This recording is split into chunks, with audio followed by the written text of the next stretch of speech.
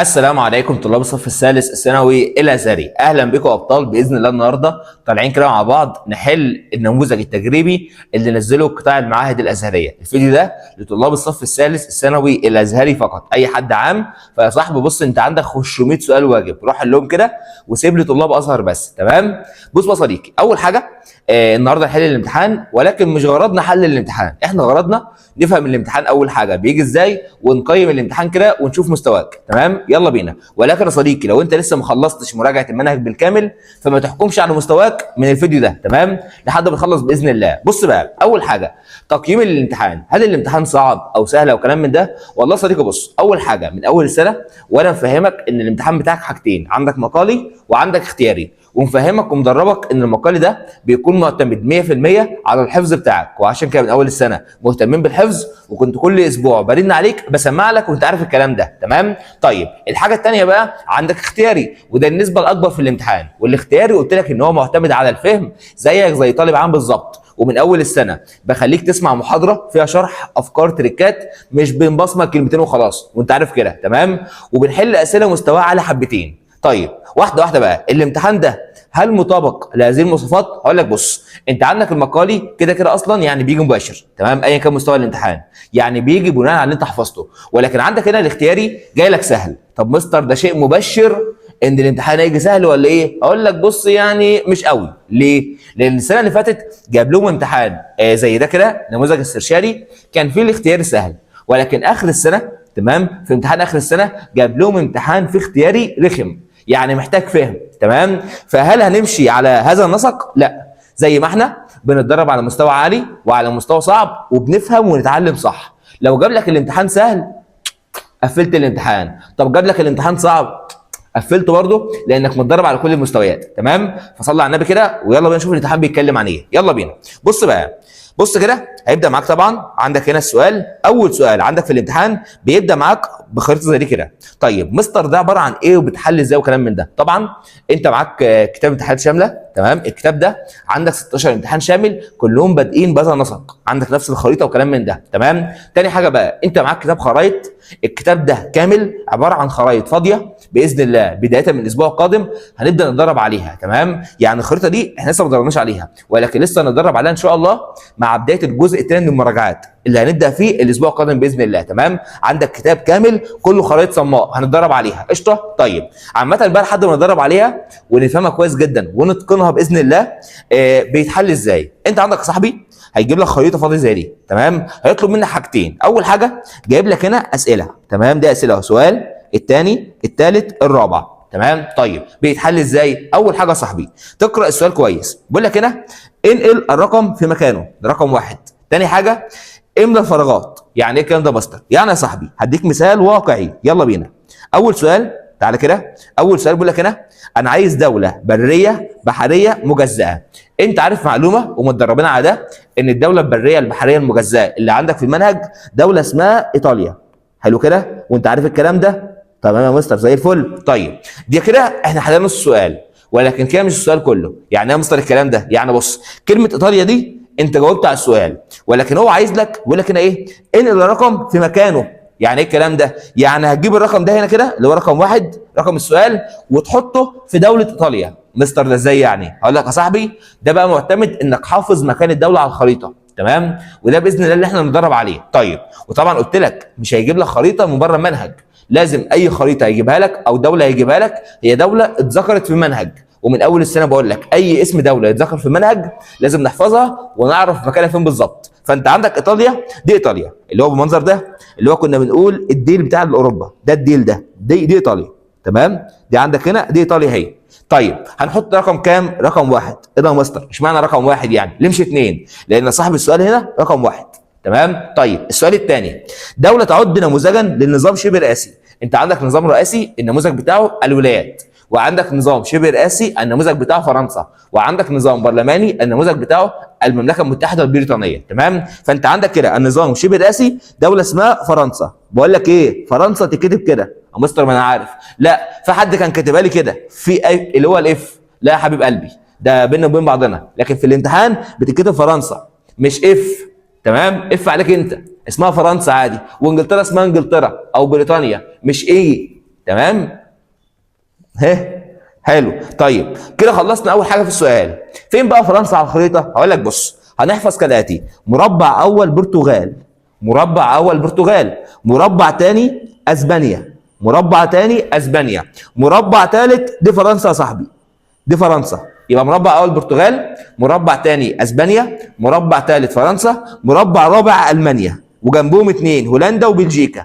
يبقى انت عندك مربع اول برتغال، مربع تاني اسبانيا، مربع تالت فرنسا، مربع رابع المانيا، جنبهم هولندا وبلجيكا. تمام؟ على يمينهم بولندا، لسه هنتكلم عنها بالتفصيل ان شاء الله وهبصمجهم لك ما تقلقش يعني. طيب فانت عندك هنا ده مربع اول دوله اسمها اسبانيا، مش عايزها. مربع تاني دوله اسمها فرنسا، حلو كده؟ تمام، حلو. مربع ثالث دوله اسمها المانيا، يا ابن اللعيبه ماشي، اللي جنبها هولندا وبلجيكا. طيب بقول لك هنا انا عايز فرنسا، يبقى فرنسا دي هنيجي هنا كده ونحط رقم 2. مستر اشمعنى رقم 2؟ لان السؤال رقم 2، موضوع بسيط جدا يعني. اللي بعد كده مضيق يصل بين البحر المتوسط والمحيط الاطلنطي. هو مضيق مين؟ والله صاحب بص، المضايق دي مأكد لك عليها كتير وقلت لك لازم يسألك عنها، لازم هيسألك عنها. تمام؟ وعدناها مليون مره. انت عندك المضيق ده البحر المتوسط اهو. مستر عرفت منين؟ يا صديقي ما هو جنوب ايطاليا بحر متوسط، جنوب اسبانيا بحر متوسط، شمال مصر هنا بحر متوسط، شمال ليبيا هنا بحر متوسط، تونس عندك هنا الجزائر بحر متوسط. تمام؟ طب حلو جدا. طيب وعندك هنا بقى دي المغرب، المغرب دي عندها مضيق اسمه مضيق جبل طارق، وانت عارف الكلام ده. جنب المغرب هنا المحيط الاطلنطي. يبقى المضيق الذي يربط بين البحر المتوسط والمحيط الاطلنطي مضيق هنا اسمه مضيق، تعالى كده، مضيق هنا اسمه مضيق جبل طارق، ده كده اسم المضيق. حلو. طيب هنروح عنده بقى ونحط رقم السؤال اللي هو رقم كام؟ رقم 3. يبقى نيجي كده ونحط رقم 3. الموضوع بسيط جدا والله. طب اللي بعد كده اكثر دول الاتحاد الاوروبي سكانا، دي معلومه مذكوره بالنص. قلت لك اكثر دوله عندها سكان دوله المانيا، عندها بالظبط 80 مليون، واقل الدول عندها سكان دوله مالطا عندها نص مليون. يبقى انت عندك كده الاجابه هتكون دوله مين؟ المانيا. حلو. طيب هل كده خلصنا؟ لا، لازم تحط الرقم ده في مكان المانيا. طيب فين المانيا؟ مربع اول اسبانيا، مربع ثاني فرنسا، مربع ده ايه؟ المانيا. يبقى هنا هنحط رقم كام؟ رقم 4. ولكن طبعا في الامتحان مش هتكتب بقى فرنسا او المانيا كلام من ده، بتحط الرقم بس. تمام؟ طيب ده كده الجزء الاول من السؤال، لان انت عندك امتحانك بيكون عباره عن 5 اسئله، كل سؤال 8 درجات، وكل سؤال منقسم الى الف وب او الف وب وج. تمام؟ طيب عندك بقى هنا تابع السؤال الاول اللي هو ب، يعني ده به تبع السؤال الاول. تمام؟ طيب بقول لك هنا اكتب كلمه صواب صح وغلط يعني، ولكن صح وغلط ده كان بتاع ابتدائي. هنا بقى الموضوع مختلف. ازاي يا مستر يعني يا صديقي انت بتكتب لا اما صواب لا اما بتكتب خطا، مش صح وغلط. تمام كده؟ تاني حاجه بقى، لو انت عملتها صح بتكتب صح ليه، ولو عملتها غلط بتكتب غلط ليه، مش صح وخلاص. تمام؟ طيب تعال اديك مثال. بيقول لك هنا الهجره الغير شرعيه لها انعكاسات سلبيه على المجتمع في الجانب الصحي. هل الكلام ده صح؟ اه مستر الكلام ده فعلا صح. هقول له هنا صواب. طيب ولكن صح ليه؟ اديني دليل في المنهج بيقول لك ان الهجره الغير شرعيه بتاثر على الصحه. مستر هو في كلام من ده؟ اه طبعا. تعالى بقى، تعالى كده هنجيب اي سؤال مقالي وهنروح لكتاب المدرسه ده وهطلع لك اجابه السؤال من الكتاب. ليه؟ اعرفك اول حاجه السؤال بيجي منين، يعني اللي بيحط الامتحان بيركز عليه بالظبط. تاني حاجه بقى في بعض النقط انت بتهملها، يعني دي مثلا ايه مش مهمه، اقول لك لا تعالى يا حبيب قلبي بيسال عليها اهو. تمام؟ فتعالى كده ننزل نجيب الهجره غير شرعيه. طيب اول حاجه الهجره دي درس مين؟ الهجره دي درس المشكلات الاجتماعيه. تمام؟ اللي هو الدرس الخامس في الوحده الكام؟ الثانيه. يعني صديقي في اخر المنهج هنا كده تعالى. حلو كده؟ ده التكتلات. يبقى الدرس اللي قبله اللي هو الايه؟ الاقليات. حلو. يبقى انت عندك هنا ده الاقليات اهو، ده الاقليات. طيب نجيب بقى الهجره الغير شرعيه اللي هي دي. حلو. قال لك الهجره الشرعيه بتاثر على الجانب الامني والسياسي للدوله. تمام؟ بتاثر على الجانب الاجتماعي للدوله، بتاثر على الجانب الاقتصادي للدوله، وبتاثر على الجانب الصحي للدوله. بس دي اللي انا عايزها، دي اللي سالنا عنها. تمام؟ طيب هل انت بقى حافظ المعلومه دي؟ لو انت مش حافظها يبقى انت عندك مشكلات في الحفظ. تمام؟ لازم تحفظ دي ودي ودي ودي، لازم تحفظ. طيب هل الهجره بقى بتاثر على الجانب الصحي؟ قال لك اه تؤدي الهجره الشرعيه الى نقل الاوباء والامراض الفتاكه سريعه الانتشار وكلام من ده. يبقى انت هتروح هنا كده وتقوم جاي عامل له ايه؟ قايل له هنا صواب وتكتب له السبب اللي لسه قرانها من شويه. تمام؟ طب اللي بعد كده حققت مسيره مجلس التعاون الدولي الخليج العربي حصيله من الانجازات يعني هل الخليج العربي ده اللي هو التكتل الاقتصادي، درس التكتلات، هل التكتل ده حقق انجازات؟ احنا عارفين الكلام ده. قايل لك عندك حاجه في اخر الدرس بتاع الخليج العربي، حاجه اسمها الانشطه والانجازات، وان هو حقق انجازات زي عندك قوات درع الجزيره، عندك وصل لاتحاد جمركي حلو كده، بيعمل ان هو يعني شغال على مشروع عمله واحده، يعني فعلا بيحقق انجازات. تمام، تعالى كده اوريك يلا واقول لك بتيجي منين من الكتاب. يعني هو لما جابها ركز على ايه بالظبط. هقول لك تعالى صديقي، انت عندك هنا دي التكتلات، ده الاتحاد الاوروبي، ده الخليج العربي. تعالى كده الخليج العربي اهو، قال لك ليه انشطه واجهزه، يعني انجازاته دي كده اللي هو انجازات التكتل. شوف بقى جاب لك السؤال منين، جاب لك السؤال منين، من بص من قلب اعماق الدرس. فقال لك اهو ايه الانشطه، قال لك اول حاجه انشاء قوات درع الجزيره، قال لك اتحاد غرف حلو كده، قال لك مشروع العمله الموحده، قال لك الاتحاد الجمركي. دي كلها انجازات عملها تكتل الخليج العربي. فانا بقى باجي هنا كده واقول له صواب، تمام، اقول له صواب واديله الدليل كذا وكذا وكذا وكذا. تمام. طب اللي بعد كده بيقول لك هنا لم تتدخل الامم في مشكله كشمير. هل الامم تدخلت؟ انا يا مستر عندي الامم تدخلت، ده عملت كذا. اول حاجه رسمت حدود هدنه وقسمت كشمير، هند اخذت جزئين تلتين وباكستان اخذت جزء، واقترحت تمام على وقف اطلاق النار، صح. وكمان يا مستر هي طلبت بان كشمير تتجرد من السلاح، يعني ننزع السلاح منها ونوقف الحرب. يعني دي كلها حاجات عملتها الامم المتحده في كشمير، صح كده؟ فاقول له يا مستر خطا، انت كذاب. هيسالك سؤال، انا كذاب ليه؟ انا بقول لك لم تتدخل، انت بتقول لي خطا، فلازم تقول لي ليه غلط. هروح اقول له يا مستر تعالى هنجيب الكتاب تمام كده ونجيب له مشكله كشمير. تعالى كشمير دي الدرس الثالث في الوحده الكام؟ الثانيه. حلو، تعالى صديقي، قوم جاي رايح كده ثانيه واحده. تمام، عندك مشكله كشمير اهي. حلو، اقول له تعالى بص انت كذاب، لان هنا بيقول لي اهو تعالى ان الامم المتحده سنه 1949 تدخلت اهو، ده اول حاجه. طب اديني دليل اكتر، اديني دليل. قال لك قسمت كشمير على اساس خط وقف اطلاق النار اللي هي حدود هدنه، عارفين الكلام ده تمام كده، الى قسمين، ثلثي مع الهند وثلث مع باكستان. حلو، تاني حاجه بقى قدمت اقتراحات تمام كده بوقف اطلاق النار وتجريد كشمير من ايه؟ من السلاح. يبقى كل الكلام ده انا بكتبه تمام، اللي المفروض انا حافظه، وبقول له غلط عشان كذا. حلو كده، فنرجع تاني هنا ونقول له ليه. طب اللي بعد كده، كان للبترول دور واضح في مسار الحرب العالميه الثانيه، صح، اكتب له صواب. احنا عارفين ان البترول ده اثر مرتين، اثر في حرب اكتوبر لما دول الخليج ساعدت مصر، واثر في الحرب العالميه الثانيه لما هتلر تمام اخذ قوات الجيش الالماني وحول مسار الحرب وراح لمنبع البترول منطقه القوقاز. تمام، والكلام ده موجود في الدرس الرابع في الوحده الكام؟ الثانيه، اللي هو الدرس ده. تعالى كده عندك اهو مصادر الطاقه. تعالى يا صديقي، عندك هنا مصادر الطاقه اللي هي دي. تعالى كده ثانيه واحده، اللي هو ده قال لك بص لعب مصادر الطاقه دورا بارزا في الصراعات، خاصه في الحرب العالميه الثانيه بين المانيا من ناحيه الحلفاء، حيث لعب البترول دورا في مسار الحرب في اتجاه قوات المتصارعه نحو السيطره على على منابعه، حيث اندفعت الجيوش الالمانيه الى منطقه القوقاز. الكلام ده من قلب المنهج تمام، بس كده. فالكلام ده انا حافظه بكتبه بقى، ان ده سبب خلاني اقول لك ان ده صح، بديك دليل بس كده. كده صاحبي انت خدت 8 درجات من 8 درجات، 100 100. اللي بعده بقى السؤال الثاني بقى بنبدا في اختياري. عندك اختياري بيكون الف اختياري ب مقالي، الف اختياري ب مقالي. تمام، ب ده لا اما بتفسر، لا اما بالنتائج، لا اما ما له علاقه، لا اما التعريفات. تمام، اللي هو اكتب المصطلح يعني. طيب بقول لك هنا الاختياري، تعال نشوف بقى بيجي صعب ولا سهل.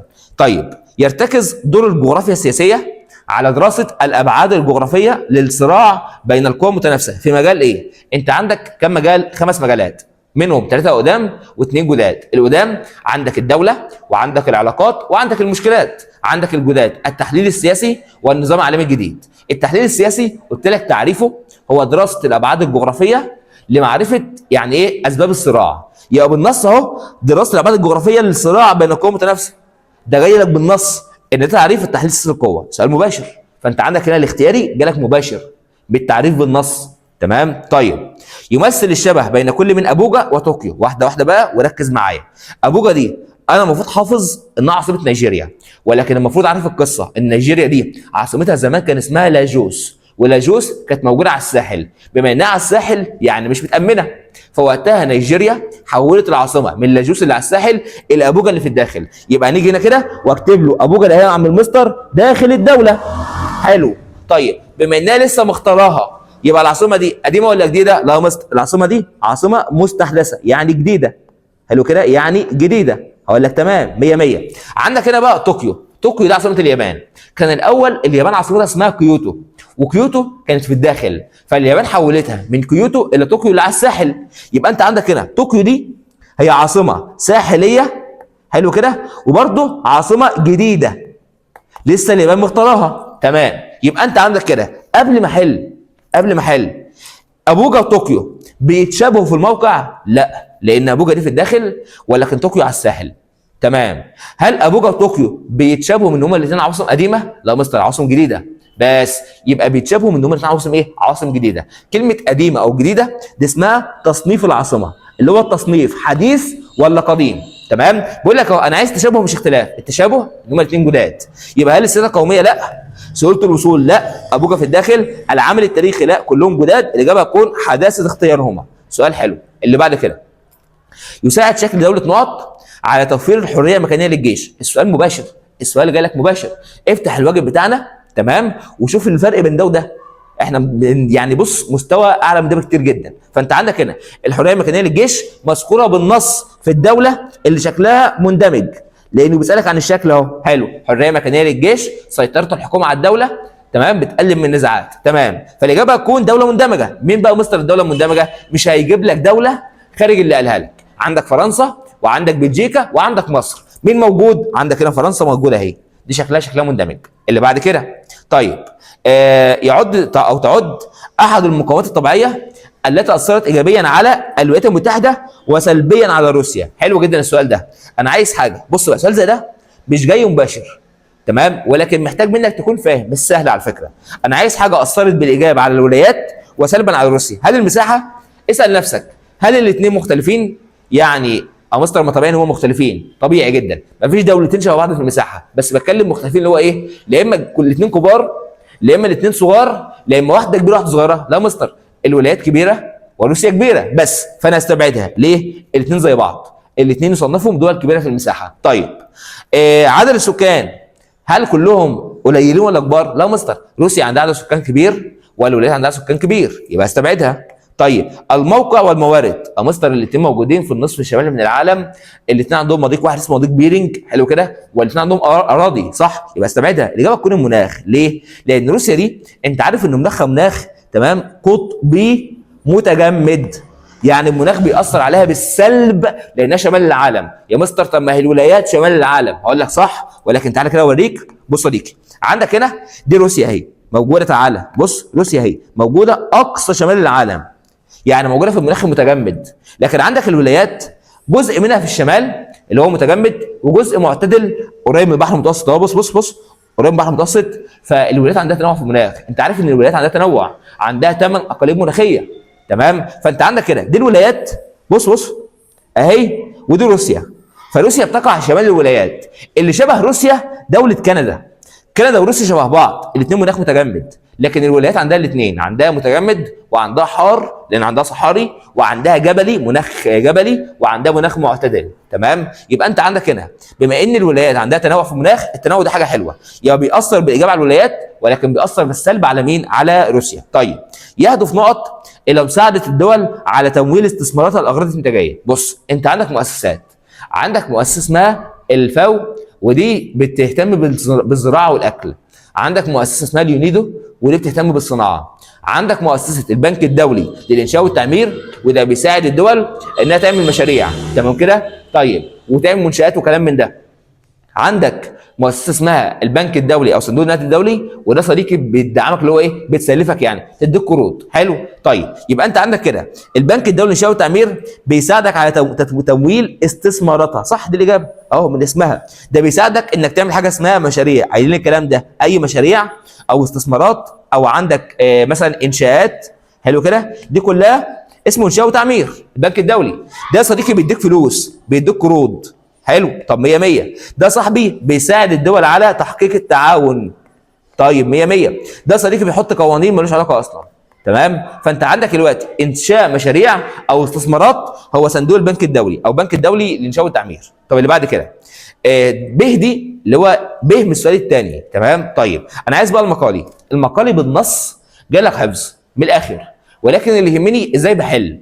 طيب وازاي هو ركز على السؤال ده. بص بقى حوار الميه ده، الميه المحايده الدوليه الاقليميه مش اول مره يسال عليها، سال عليها في النموذج ده اهو، سال عليها في امتحان دور اول ودور ثاني السنه اللي فاتت، وسال عليها في النموذج التجريبي. فاذا مركز عليها جدا ان هو بيقارن لك دايما بين المناطق المائيه. تمام. الميه الداخليه والاقليميه، وعندك الميه التكميليه، وعندك الميه المحايده والميه الدوليه. المره دي مثلا جاب لك محايده ودوليه، هيجيب لك مثلا في الامتحان بقى الداخليه والاقليميه كذلك يعني. تمام. طيب واحده واحده بيقول لك هنا قارن بين المحايده والدوليه.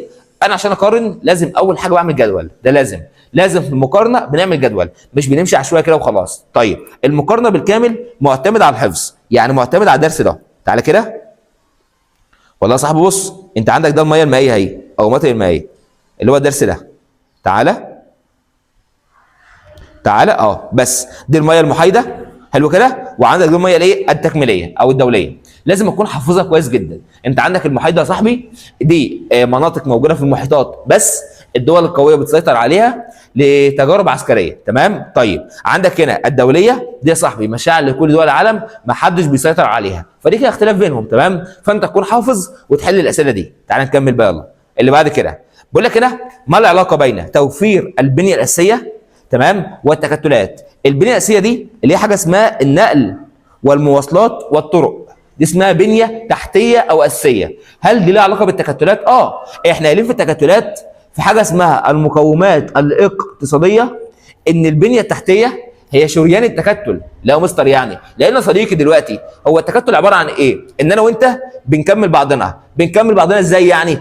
انا بحب المكرونه بشاميل وانت بتحب اللون الاسود؟ اكيد لا. يعني بنكمل بعضنا، انا عندي بصل انت عندك توم. تمام كده. طيب بنكمل بعض ازاي؟ ان يا صاحبي انا هديك بصل هتديني توم. طب هنديهم لبعض ازاي؟ هنطيرهم ولا عن طريق النقل والمواصلات؟ عن طريق النقل والمواصلات. يبقى لو مفيش نقل ومواصلات مفيش اصلا تكتلات، صح كده؟ يبقى انت عندك هنا لان ده هو شريان التكتل. تمام كده. وموجوده بالنص في التكتلات. ارجع بقى احفظها وانقلها بالنص، لازم تكتب بالنص. تمام. طب اللي بعد كده يا مستر افرض يعني هو بيقول لك لازم تكون فاهم وتديله ان انت فاهمه وكلام من ده. اقول لك صح، انت لو كتبت اللي انت فاهمه هتاخد درجه، مش بقلقك يعني، هتاخد درجه بالفعل. ولكن لو كاتب اللي انت فاهمه وكاتب بالنص هتقفل الدرجه غصب عنه. تمام. فهتجيب 40 من 40، وانا مش عايزك تنقص نص درجه، لازم نقفل. تمام. طيب اللي بعد كده السؤال الثالث، اكتب هنا المفهوم الجغرافي، المفاهيم. تمام. واحده واحده بقى. بقول لك هنا درجه التكامل الاقتصادي الذي يقوم بين مجموعه من الدول. كلمه التكامل دي اخذناها في حاجه اسمها التكتلات الاقتصاديه. يبقى انت عندك كده ده تعريف التكتلات الاقتصاديه. تمام. حلو جدا. طيب اللي بعد كده منطقه التجاره الحره لامريكا الشماليه. السؤال او التعريف ده يمكن هو مش تعريف، هو جاب لك تكمله اسم تكتل اقتصادي. ازاي مستر مش فاهم؟ تعالى صاحبي تعالى كده، تعالى نجيب التكتلات. هقول لك هو جابها لك منين. تعالى مجلس التعاون، تعالى اقول لك جابها لك منين. تخيل سالك على ايه؟ بص النفته اللي هو اسامي التكتلات، الاسم عادي جدا. قال لك النفته هي منطقه التجاره الحره لامريكا الشماليه. صباح الفل. اللي هو من اسم التكتل سالك عن تعريفه. تمام. فانت عندك هنا هنروح هنا ونكتب له قصده بيه تكتل النفته، نكتب له كده تكتل النفته. تمام. طيب اللي بعد كده عمليه تغيير الانماط والنظم الاقتصاديه والاجتماعيه التي تقوم بها الدول. كلمه عمليه تغيير الانماط للهيمنه قلت لك حاجه اسمها العولمه. تمام. قلت لك عليها بالنص. المفهوم ده في غايه الاهميه، بجد. العولمه مفهوم مهم جدا جدا، لسه ان شاء الله في المراجعات هنركز على اهم المفاهيم يعني. طب اللي بعد كده المواقع التي تكتسب اهميه بالغه نظرا لاشرافها وامكانيه تحكمها في طرق الملاحه. طبعا تعريف سهل جدا، هو تعريف المواقع الاستراتيجيه. يبقى ده الموقع او المواقع الاستراتيجيه.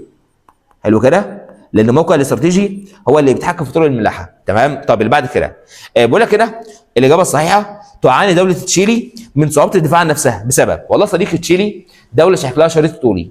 عشان الشريط ده عنده عيوب. ايه العيوب؟ صعوبه الاتصال بين اجزاء الدوله وصعوبه الدفاع عن الدوله. يبقى انت عندك كده تشيلي بتعاني من الصعوبه بسبب شكلها، ان شكلها شريطي طولي. تمام، فالاجابه هتكون الشكل، عشان شكلها شريط طولي او حتى لو عرضي. الشكل الشريطي بيعاني من صعوبه في الاتصال بين اجزاء الدوله، تمام كده، وصعوبه في الدفاع عن الدوله. الكلام ده احنا عارفينه كله وحافظينه. اللي بعد كده، تقع مسؤوليه توفير الاحتياجات الاساسيه للسكان في الولايات المتحده الامريكيه على. حلو جدا السؤال ده. بص بقى، انت عندك الولايات دي نظامها نظام فيدرالي ولا وحدوي؟ لا مستر، الولايات دي نظامها نظام فيدرالي. حلو، انت عندك نظامين، نظام فيدرالي ونظام وحدوي. النظام الوحدوي انت فيه حكومتين، حكومه مركزيه وحكومه محليه، وقلنا النظام الوحدوي او المركزي فيه الحكومه المحليه ملهاش اي دور، صح كده؟ كل اللي بيعمل اي حاجه الحكومه المركزيه. لكن عندك بقى النظام الفيدرالي، قلت لك فيه انقسام في السلطه. يعني ايه الكلام ده؟ يعني الحكومه المحليه لها دور والحكومه المركزيه لها دور. طيب المحليه دورها ايه والمركزيه دورها ايه؟ قلت لك في النظام الفيدرالي المحليه دورها انها بتقوم بالشؤون الحياتيه للسكان، تعليم، صحه، اكل، شرب، بنيه تحتيه، مشاريع، كلام من ده. لكن المؤسسيه او المركزيه يعني بتقوم بالحاجات الثقيله، المعاهدات، مثلا الاتفاقيات، حلو كده، القوانين، الكلام ده. طيب هنا بقول لك توفير الاحتياجات الاساسيه للسكان، اللي هي مصدر الكلمه دي يعني الشؤون الحياتيه للسكان، التعليم، الصحه، الكلام من ده. فالاجابه هتكون الحكومه المحليه. طب مستر ليه مش المركزيه؟ لان بتكلم معاك عن دوله فيدراليه، والدوله الفيدراليه اللي بيقوم بالشؤون الحياتيه للسكان هي الحكومه المحليه، لكن المركزيه فيها بتعمل الحاجات المهمه بس. لكن لو بسالك عن دوله وحدويه زي الصين او فرنسا او مصر، يبقى وقتها انا بختار المركزيه في كل الاحوال. تمام. طب اللي بعد كده، رسمت الحدود السياسيه كخطوط للفصل بين الدول بدلا من التخوم بسبب زياده السكان في قاره ايه؟ بص السؤال ده من حاجه اسمها عوامل رسم الحدود. انت عندك 5 عوامل: زياده السكان ودي في قاره اوروبا، تصفيه الاستعمار لمستعمراته ودي في افريقيا وامريكا الجنوبيه وجنوب اسيا، وعندك تنميه مناطق هامشيه، اي حدود في قلب البحر، تمام كده، وعندك المعاهدات المبرمه لو دوله قويه ودوله ضعيفه، وعندك الحروب، تمام، او الهدنه ودي في منطقه كشمير. تمام. يبقى انت عندك هنا بقول لك هنا زياده السكان، زياده السكان مذكوره بالنص في المنهج انها من قاره اوروبا. تمام. طيب يعني الاسئله الى حد ما مباشره، في سؤال زي ده مباشر، في سؤال زي ده مثلا عندك هنا مباشر، في سؤال زي ده ايه محتاج فهم شويه، تمام، بس مش صعب قوي يعني، متدربين على اصعب من ده. طب اللي بعد كده بقول لك هنا تسير الحدود السياسيه ما احدى ضفتي النهر. سؤال مباشر، انت عندك انهار، نهر الريو جراند مرسوم بخط منتصف، نهر الراين العمق الملاحي، نهر بوج على احدى ضفتين. فسؤال مباشر اهو، احدى ضفتين يبقى نهر بوج، بس كده خلاص. تمام. طب اللي بعد كده بقول لك هنا دلل. كلمه دلل السؤال دايما هيبدا بحيث ان، تمام كده. طب 100 100. طيب لعبت الطبيعه دورا بارزا في زياده معاناه دول غرب افريقيا في العقد الاخير من القرن العشرين. مستر دول غرب افريقيا دي اتذكرت فين؟ هقول لك يا صاحبي دي اتذكرت في درس اسمه حركه الرعاه. لما قلت لك ان في اسباب لحركه الرعاه، اول حاجه الاستعمار، عندك رسم الحدود، عندك تحصيل الضرائب، عندك زياده السكان، وعندك حاجه اسمها التغيرات المناخيه. وكلمه تغيرات مناخيه دي، حلو كده، التغيرات المناخيه دي ده عامل طبيعي بس.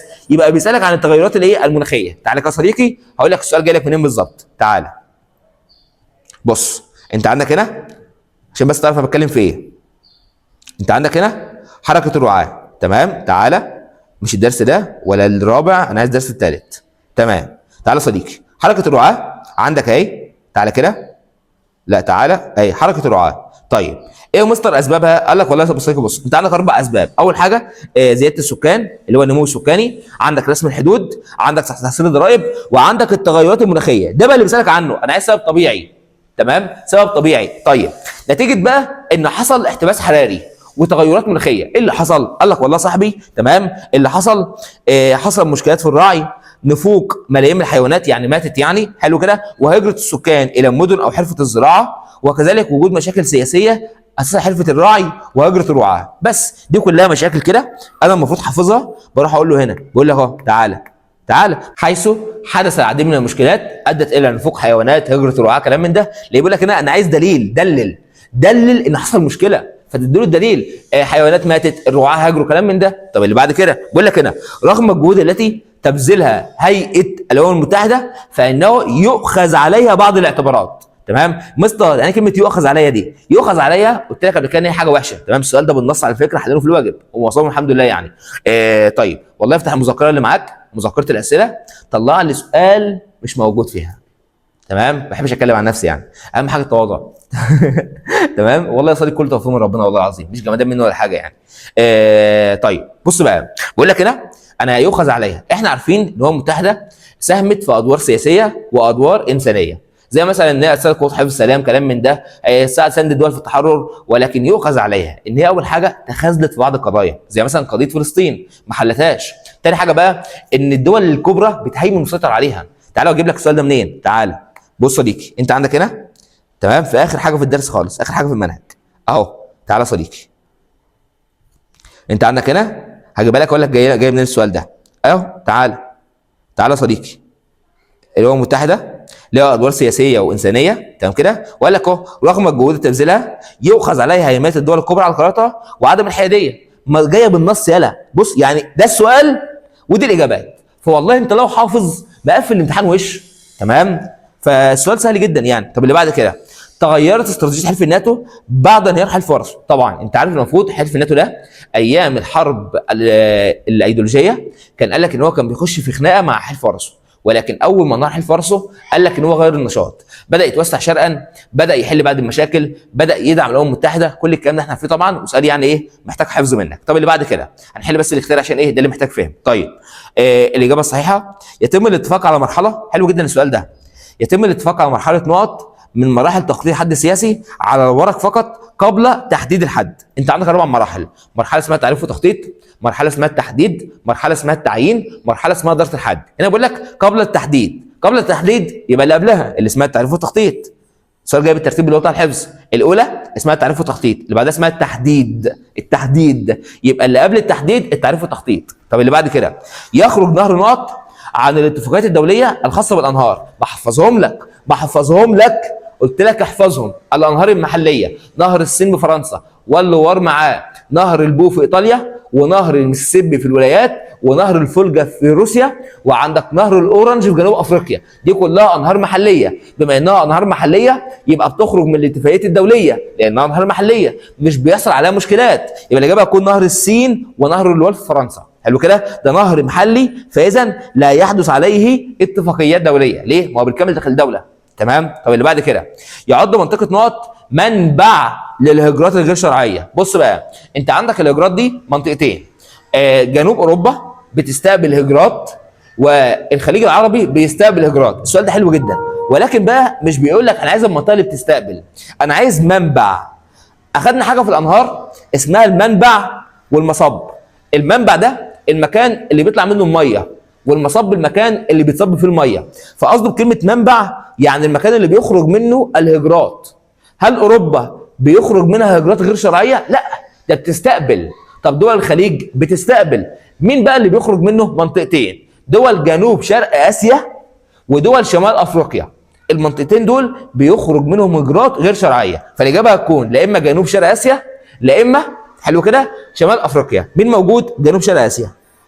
طب اللي بعد كده، ادت الكوارث الطبيعيه دورا في ابراز جهود حلف شمال الاطلسي في دولتين. الكوارث الطبيعيه طبعا باكستان وولايات. ليه؟ باكستان دي حصل فيها زلازل، والولايات حصل فيها اعصار. تمام كده؟ فحلف الناتو ساهم في حل المشكلات دي، ولو انت لسه ما رجعتش عليها كل ناسي يعني، بس عندك مين؟ باكستان وولايات. طيب، يقع مقر الامم المتحده في مدينه مين؟ طبعا المقرات دي لازم تحفظها، المقرات، اماكن الميثاق، كل الكلام ده في غايه الاهميه. فانت عندك هنا مقر الامم المتحده ده موجود يا صاحبي في دوله اسمها مين؟ دوله اسمها نيويورك. تمام، ده المقر بتاعك. طب مستر مين اللي قال لك؟ تعالى صديقي، تعالى اجيبها لك بالنص. الامم المتحده اهو احنا فيها لسه. تعالى، الامم المتحده بعد طرح الثانيه ده الجهود تمام كده اهو، وتم الاتفاق على الميثاق في سان فرانسيسكو، وهدف الحفاظ على الامن. تمام كده، تمام، واختيار مدينه نيويورك لتكون مقرا. بس كده خلاص. يبقى انت عندك كده نيويورك هي مقر الامم المتحده. تمام، نيويورك هي المقر. تمام. طب تعالى يلا نخش على الامتحان. طيب يبقى الاجابه هتكون ايه؟ نيويورك. حلو جدا. اللي بعد كده السؤال الخامس، تمام، اخر سؤال في الامتحان، بيقول لك هنا ايوه تفسر تصاعد مشكله سبته ومليله. بص بقى، عام 1985 سبته ومليله احنا بنحلها بالتواريخ، عندك كذا تاريخ بنمشي عليه. في السنه دي يا صديقي، تمام، قال لك ان اسبانيا طلبت حاجتين. طلبت اول حاجه الحكم الذاتي، تمام كده، لسكانها. تاني حاجه بقى هي تجديد الاقامه للمغتربين في سبته ومليله. تعالى كده اوريك. بص يا صديقي، لما نيجي كده الكتاب، تمام، نجيب ايه مشكله سبته ومليله. تعالى بص يا صاحبي، سبته ومليله اللي هو درس الكام الثالث في الوحده الكام الثانيه. حلو كده؟ دي مشكله ثابته ومليله، اول مشكله في الدرس كله. تمام. فانت عندك هنا ثابته ومليله. قال لك اهو عام 1985 ظهرت مشكلتان: محاوله السكان الاسبان الحصول على الحكم الذاتي، اصدار اسبانيا قانون يلزم الاجانب في اسبانيا بالحصول على اذن اقامه. ده صديقي الحاجتين دول تمام كده خلي المشكله كبرت، خلي المشكله تصاعدت. حلو كده؟ فده هتكون الاجابه. انا بس بوريك السؤال بيجي منين من الكتاب. تمام؟ بوريك بس هو بيركز على ايه بالظبط، لان الحاجات دي انت ممكن اصلا تكون بتهملها ما بتحفظهاش. تمام؟ فلازم كل سطر نحفظه بجد يعني. طيب، تعد وسائل النقل والاتصال بين امور السكان ضروريه. طبعا اهميه وسائل النقل. تمام كده؟ هي بتربط بين سكان الدوله، بتساعدك في عمليات التنميه، كل الكلام ده طبعا اكتب بقى. وسائل النقل دي جايه من درس المقومات البشريه في الوحده الاولى. انت ملاحظ حاجه؟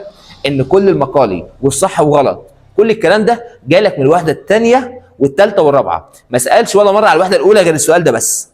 صباح الفل يعني. فتوزيع امتحان يعني ايه؟ ماشي يلا. ظهر النزاع بين دولتين من تونس بسبب نقط. بص بقى، انت عندك النزاع بين الاثنين دول، قلت لك ايه؟ ان ليبيا وتونس اتخانقوا على حاجه اسمها البترول. تمام كده؟ طب 100 100. البترول ده موجود داخل البحر، فاتخانقوا لما ظهر البترول. فالاجابه هتكون النزاع بسبب حاجه اسمها الموارد الطبيعيه.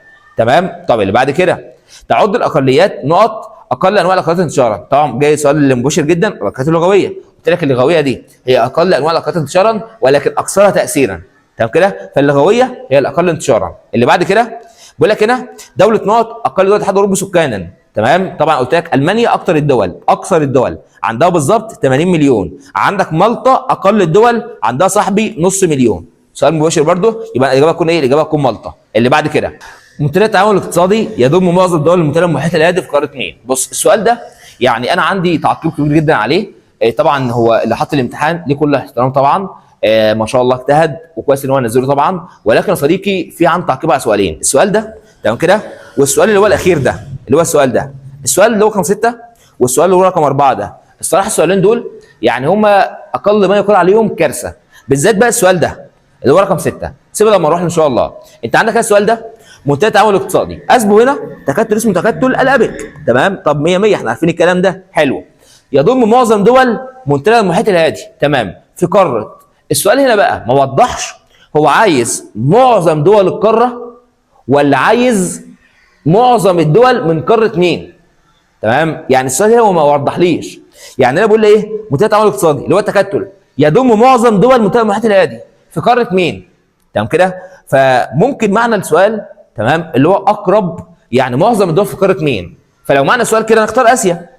تمام؟ لكن بيقول لي هنا لو قصده السؤال معظم دول القاره هنختار امريكا الشماليه، لان كل دول داخله في التكتل. تمام؟ فالسؤال مش موضح. تمام؟ السؤال مش موضح هو عايز معظم دول في قاره مين ولا معظم دول قاره ايه. تفرق جامد، لان لو معظم دول قاره مين هنختار اسيا، لان اكتر الدول المنضمه في التكتل ده هم دول اسيا. ولكن لو معظم دول القاره فانت عندك قاره امريكا الشماليه بالكامل داخله، ولكن 3 دول بس اقل من اسيا، بس القاره بالكامل منضمه. فالسؤال ده مش موضح لي هو عايز ايه بالظبط، يعني ما حددلكش. فالسؤال ده بصراحه انا هختار اسيا بناء على اساس ان السؤال بيوضح او عايز معظم الدول من قاره مين، وقتها على طول نختار مين؟ نختار اسيا. تمام كده؟ ولكن بقول السؤال مش واضح عشان مثلا لو حد مدرسين افاضل نزل اجابه مختلفه ده وجهه نظره. تمام؟ هو طبعا ليه كل احترامه، كل واحد فهم السؤال ازاي، ولكن السؤال عامه مش واضح. يعني ما وضحش هو عايز معظم الدول القاره ولا عايز معظم الدول من قاره مين، ما وضحليش. تمام كده؟ فلو حد مدرسين افاضل من مدرسين الجغرافيا يعني نزل اجابه ثانيه عادي مش مشكله. تمام؟ لان السؤال ده عندي يعني ايه تعقيب عليه مش واضح. طيب السؤال اللي بعده ده سؤال جميل وسهل واضح اهو. احترام حقوق الانسان من الشروط نقط. طبعا انت عندك شروط تشريعيه وعندك شروط سياسيه وشروط اقتصاديه. احترام حقوق الانسان والديمقراطيه مذكوره بالنص في الشروط السياسيه. طيب رقم 6 بقى ده. تمام؟ السؤال ده يعني انا مش فاهمه. تمام؟ السؤال عليه كميه غلطات يعني الصراحه بص يعني كارثه. تمام؟ اقل ما يقال عليه، لان السؤال ده اول حاجه هو مش واضح. بيقول لك هنا العلاقات الدوليه بين العالم في العصور القديمه والوسطى. طيب انت عارف معلومه ان العلاقات في العصور القديمه والوسطى كانت لا اما علاقات حرب لا اما علاقات سلم، وكانت بين الدول الجوار فقط. تمام كده؟ طيب فكده حوار التوسط ده استبعدها. حوار المعاصره لا هي قديمه. تمام كده؟ وفي العصور الوسطى، فانا هستبعد الاثنين دول كده مستبعدين. فالاجابه لا اما هتكون التعدديه لا اما هتكون التجزئه. فالصراحه ولا دي تنفع ولا دي تنفع. تمام، لان يعني ايه تعدديه ويعني ايه تجزئه؟ الكلمات دي مش مذكوره عندنا في الجغرافيا، ده رقم واحد. تمام، مش مذكوره في المنهج، ما جاتش قبل كده. يعني طالب عام حتى لو مستوى اعلى من كده ما جالوش سؤال زي ده. فالسؤال ده يعني يمكن مثلا قلت ايه الغلط من عندي انا مش فاهمه، بعته لمعد كتاب المصدر، تمام، استاذ حسن صلاح الدين، يعني ما شاء الله من كبار معلمي الجغرافيا ودكاتره الجغرافيا في مصر. قال لي السؤال مش واضح، يعني ولا اجابه صح او تنفع اصلا ولا واضحه اصلا. تمام، بعته لمعد كتاب تاني، كتاب خارجي بدون ذكر اسامي، يعني نفس الكلام. بعته لاكثر من مدرسين من كبار مدرسين مصر، تمام كده، ومدرسين افاضل واساتذتي، ما فيش ولا مدرس ادى اجابه. تمام، فالسؤال ده مش واضح، يعني مش فاهم اللي حط السؤال يعني بناء على ايه. يعني المفروض ده امتحان ازهر، فالمفروض يكون الاسئله سهله، تمام، ده المفروض يعني او مباشره. لكن الامتحان ده او السؤال ده لو جال طلاب عام مش هيحلوه، اللي هو اصلا الامتحان بتاعهم معتمد على التحوير واللف والدوران وتغيير الالفاظ. لكن لفظ زي ده او لفظ زي ده يعني ايه؟ تمام، فالسؤال ده بصراحه انا مش هقدر اعطي فيه اجابه. تمام، ويا مستر هل الامتحان هيجي لنا في حاجه زي دي؟ لا مستحيل، لان امتحان اخر السنه بيتراجع اكتر من مره، فمش هيجي لك حاجه زي دي، ولا هيجي لك سؤال زي ده، ولا هيجي لك سؤال زي ده يحمل اجابتين. تمام، فيا صديقي بص، هو الامتحان لحد دلوقتي يعني الصراحه امتحان كويس جدا، امتحان ممتاز، مركز على نقط في نص سطور، وده حاجه حلوه، يعني بتفرق بين الطالب الشاطر والطالب اللي ما بيذاكرش. تمام، الاختياري سهل جدا جدا جدا، ما عدا بس السؤالين دول انا عندي فيهم تعقيب شويه. تمام، بالذات السؤال الاخير ده اللي هو رقم 6، يعني الصراحه ملوش اجابه. تمام، وانا واكتر من مدرس متفقين على الكلام ده ان هو بالفعل ملوش اجابه. تمام، ما هوش واضح ولا جاي من الكتاب. تمام كده. فبس كده يا صديقي، ده كان حل اول نموذج. وبالنسبه للاسئله اللي هي تحمل اجابتين او ملوش اجابه، ده ما تقلقش خالص، مش هيجي لك حاجه زي دي في الامتحان، لان الامتحان بيجي مثلا لو حتى لو في تفكير، بس كلام احنا مدربين عليه، كلام احنا عارفينه وكلام تقليدي. تمام كده، فما تقلقش خالص يعني من الحته دي. بس كده، وعايزك برضو تشارك برايك، قول لي رايك إيه في الامتحان، مستوى تقييمك للامتحان قد ايه، وسلام.